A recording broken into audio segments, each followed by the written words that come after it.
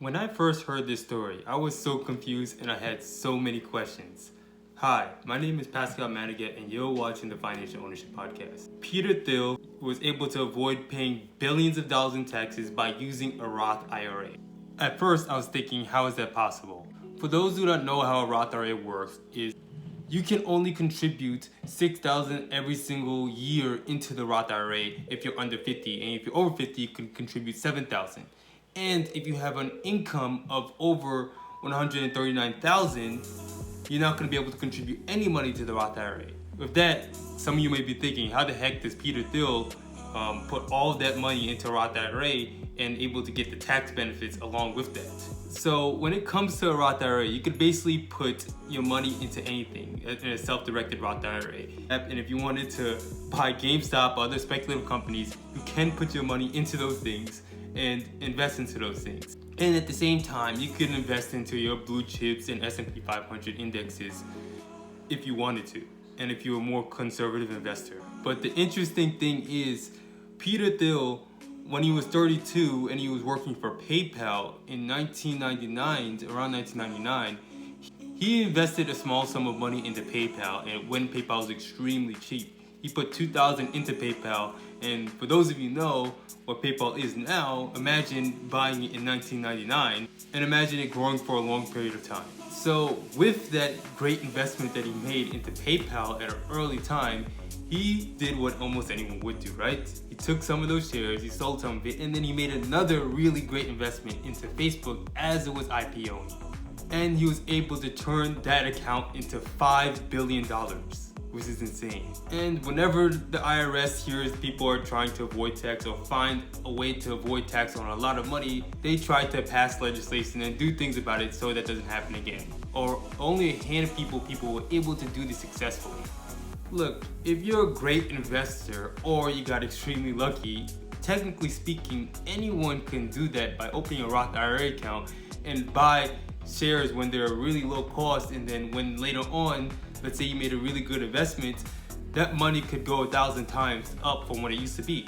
And there was two things the IRS was trying to do, and I'm gonna explain to you what they're trying to do with the Roth IRA to change some of the tax legislation of it. So one thing that they were trying to do is they're trying to make the Roth up to a certain point taxable. Once the person gets their investment accumulating to a certain amount, what the IRS wants to do is they want to propose a tax. And another thing that they wanted to do is they wanted to ban private placement investing when it comes to using a Roth IRA, for the potential that if a stock went up crazy in price, that you still have to pay taxes on it. Whether these things are actually going to pass is very questionable, but they're probably not going to. And as much as the IRS wanted to get that money that Peter Thiel put into that account and was able to save billions of dollars on, what he did was perfectly legal. He made some great investments, he bought and hold, and then he made some more great investments. And that's what everyone should want to do, right? Do research, find a good investment, buy, hold, or make the right positions, or put your money in the right positions to grow over time. And the thing is, the amount is so minimal of the people that are actually able to do this. Because if you think about the statistics of startup companies, about 90% of them fail. So most of the people who do that, let's say they did put their retirement accounts and invest into startups, most of the time it's not going to go through. And I would even advise people that most people shouldn't invest into startup companies, especially with retirement accounts, because it's a very risky endeavor. Unless you really understand what you're doing and you evaluate the company and you really understand what you're investing in, then it might make sense. But for most people, investing into startups for retirement doesn't make a lot of sense. And not to mention the people that actually make that kind of money in those retirement accounts, north of 25 million, is about 0.0007%. Not a lot of people actually make that type of money when they put their money into a Roth IRA account for retirement. If you make some good investments, it could happen, but at the same time, it's very highly unlikely that you're gonna continuously make good investments like that, like Peter Thiel. But sometimes you hit the jackpot of jackpots when you make investments, and there are people and stories of people that do that.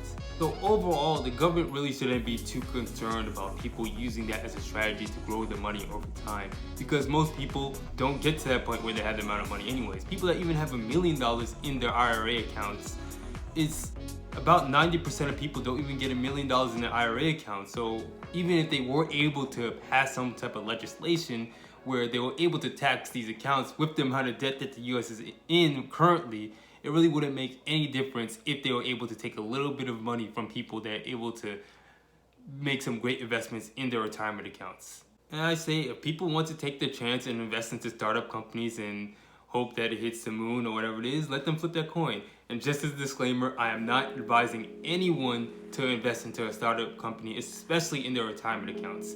If anything, you should probably use it in a regular brokerage account, because your retirement accounts are supposed to be for things that are relatively stable for most people, because you want your money to be there. So you might want to consider having most of your portfolio being blue chip and solid companies in your retirement account. Your brokerage account could be the things that you just put your money in to see if you could hit or not.